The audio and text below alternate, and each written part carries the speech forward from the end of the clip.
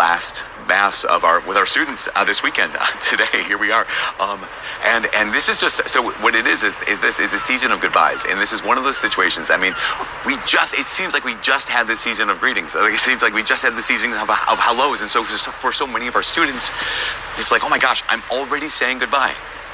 And I'm thinking about this. I'm thinking about the greetings and the goodbyes, right? The hellos and those so longs, where it's just like, I think sometimes we can miss them. Not the greetings. The hellos, they're kind of obvious. You meet a person for the first time, it's kind of significant.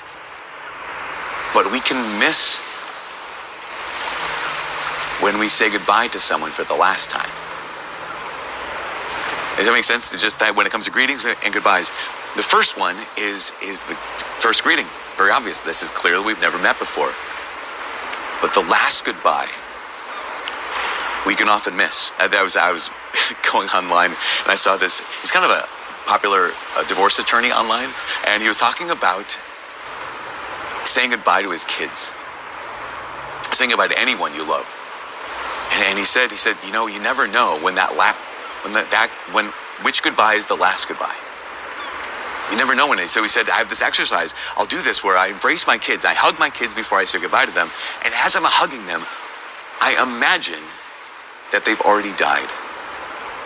I imagine that they've died, and this is the last hug that I'll ever have with them. This is the last time I will ever get to say goodbye to them. He says, it's so powerful. He said, give me a new perspective on every goodbye, particularly on the next goodbye, right? So we are this series talking about, it's not just about the first confession or the first communion, it's about the next confession, about the next communion, the next time we have with the Lord. And this today is about the next goodbye.